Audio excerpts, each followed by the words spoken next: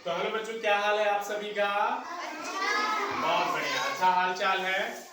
तो बच्चों, कल की क्लास में मैंने आपको वर्णमाला पढ़ाना शुरू किया था। उसमें मैंने आपको अक्षर बताया था, स्वर बताया था, व्यंजन बताया था। स्वर और व्यंजनों के प्रकार मैंने आपको बताए थे ना।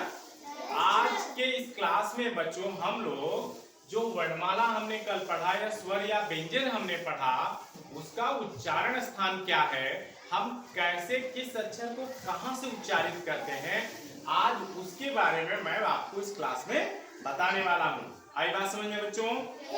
आप देख सकते हो एक चित्र बना हुआ है और इस चित्र के माध्यम से ये दिखाया गया है कि कौन सी आवाज कहां से निकल रही है। एक एक आइए हम लोग करके देखते हैं।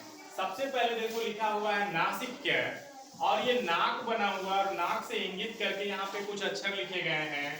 अंग, इया, सॉरी, अंगा, इया, अड़ा, म। ये जो आप देख रहे हैं, ये सभी के सभी अक्षर नाक से उच्चारित होते हैं। चलो मेरे साथ उच्चारण करके दिखाओ। अंग, इया, अंगा, इया, अड़ा, म। आपने देखा ये अक्षर कहां से निकल रहे हैं? नाक से। कहां से निकल रहे हैं?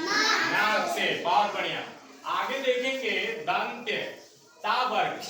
ता वर्ग के जितने अक्षर हैं त, थ, द, ध, न, इसके अलावा ल और छोटा वाला सा, ये सभी के सभी बच्चों दांत से उच्चारित होते हैं। दांत से उच्चारित होते हैं, यानी जब हम बोलेंगे तो हमारी जीवा जाकर के दांत पे क्या हो जाएगी?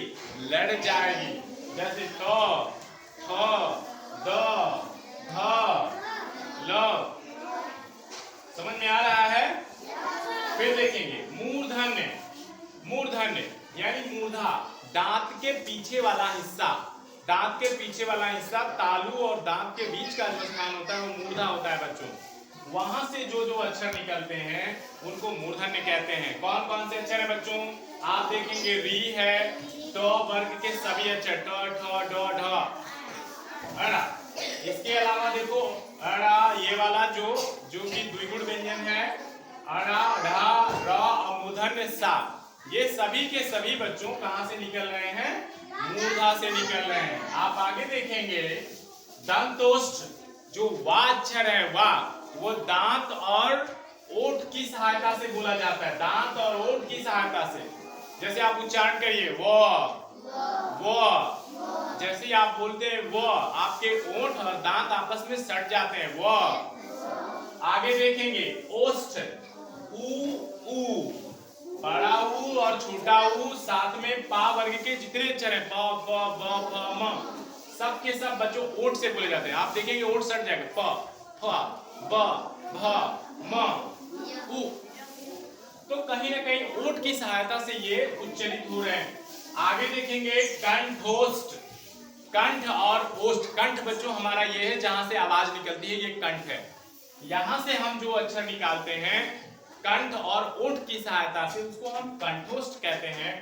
यानी उसका उच्चारण स्थान कंठ और ओठ है। आप देखेंगे ओ, आओ, ओ, आओ, ये दोनों के दोनों कंठ से निकल रहे हैं और ओठ भी हमारा उसी अनुसार गोल गोल घूम जा रहा है। ओ, देखो ओ, आओ, तो ओठ और कंठ दोनों का इस्तेमाल हुआ बच्चों।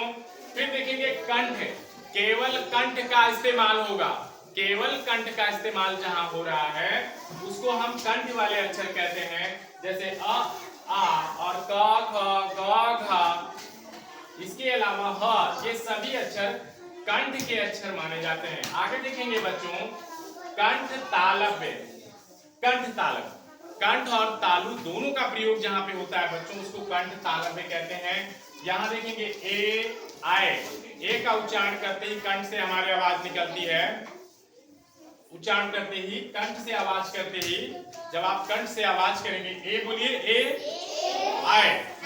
जब आप ए और ए का उच्चारण कर रहे हैं तो जिह्वा जाके तालु पे स्वयं लड़ जा रही है और आवाज कंठ से निकल रही है। ए, आए, ए, आए। आपने देखा। फिर देखा ये इ, य, स, और चा वर्ग के जितने अक्षर हैं बच्चों, ये सब तालु से निकलते हैं, इसीलिए इसको तालव्य कहा गया है। कि ई, चौ, छ, जौ, झ, य, स, ये सब के सब तालव्य हैं, यानी तालु से जब हम इनको बोलेंगे तो हमारी जीवा कहाँ लड़ जाएगी? तालु पे। बोलिए आप लोग, च बोलिए, च। जैसे आपने च बोला, आपका जीभ जाके आपके तालु पे लड़ गया है। आइए इसी चीज को अलग से हम लोग देख लेते हैं।